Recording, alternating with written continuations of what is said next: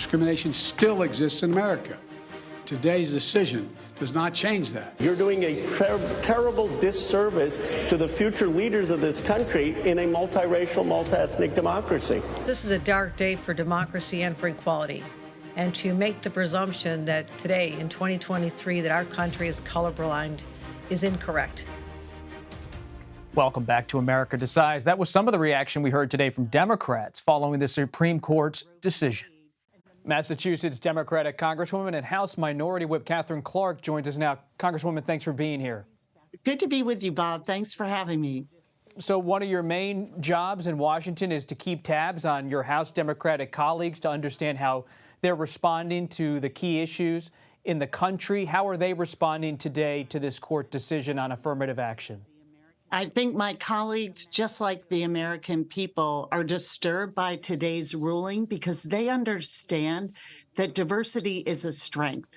And that's true in our universities and colleges, in the workplace, our military, and even in the halls of Congress. So today's ruling is taking us backwards. And it continues a legitimacy crisis with the Supreme Court, where every single one of those justices during their confirmation hearings said they would uphold precedent. Yet once again, almost a year to the day after the Dobbs decision, they have overturned 40 years of precedent around affirmative action. What kind of changes, if any, do you believe should be made to the Supreme Court? Should it be expanded, reformed in any way? You know, our caucus is evaluating the Supreme Court and looking at various solutions to help address this crisis that we're seeing. Some of the proposals are expanding the ethics standards that apply to every other federal judge, but not to the 9 Supreme Court justices. Looking at term limits, another expansion of the court as we've done in the past. All of these things will be discussed within our caucus as we continue to make sure that the American people have a legitimate court that they can have faith in. And right now, that faith is being tested. So what does this mean potentially, politically? I remember after Roe v. Wade was overturned ahead of the 2022 midterm election, so many Democrats I encountered on the campaign trail said that this issue, in their view, would galvanize Democratic voters, would bring them to the polls. Do you believe that ahead of 2024, this ruling on affirmative action will have the same sort of effect on galvanizing Democrats, or do you see it in a different way? You know, very much like the Dobbs decision, that decision said we are taking away rights. We are taking away a constitutional right. When when the Supreme Court overturned Roe v. Wade, they said we're rolling back for the first time in our country's history a fundamental freedom. And the American people understand that that is against our country's best interests. It is against the decision-making of their own families. And every single race comes down to one principle. Are you fighting for me? And Democrats have shown time and time again that we are fighting for the American people, but the MAGA GOP is not. The American people are not even in the work or the focus of what they're doing. So we're going to continue to fight for the freedom for reproductive justice, affirmative action.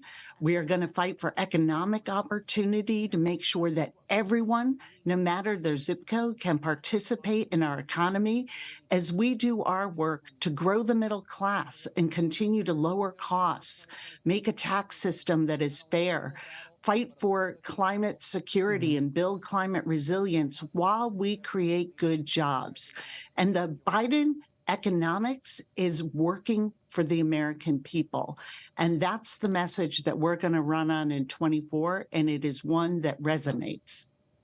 Going back to the decision announced today, what is your view of Chief Justice John Roberts in his opinion, writing for the majority, where he said that while race-conscious based admissions will no longer be deemed constitutional by the Supreme Court, a student's story that could include how they've dealt with race or adversity can be part of the admissions process.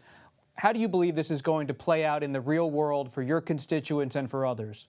Yeah, I think this is a dangerous moment for my constituents, and I represent one of the defendants in this very case. Harvard is in my district, as well as many other colleges, and what they want to do is have a diverse student body and address what we know are racial disparities that permeate throughout our country and throughout our society.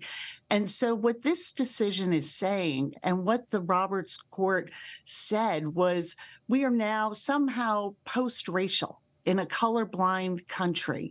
And we know that's not the truth.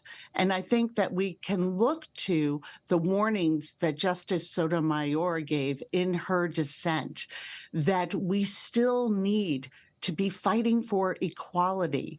And what we're seeing in a GOP is that it's not even just affirmative action, but they're going after African-American history and banning curriculum, that they are targeting corporations that are embracing diversity and equality in their corporate policies. There is an all-out attack on trans communities in this country. And so they are moving in a very extreme way against equality. And it's why, it's why it's so important that we continue to put the American people and what they need, their opportunities, their freedoms, right to control their own bodies, their own economic destiny at the center of the work that we're doing. And that's exactly what we did when we had the majority. And that is why we are going to win the majority back in 2024. Well, we have more than a year until November 2024, but it's certainly going to be not only a legal battle, but a political battle. Congresswoman Clark from Massachusetts, the House Minority Whip, one of the leaders of the Democrats in the House, thank you for joining us. Thank you, Bob.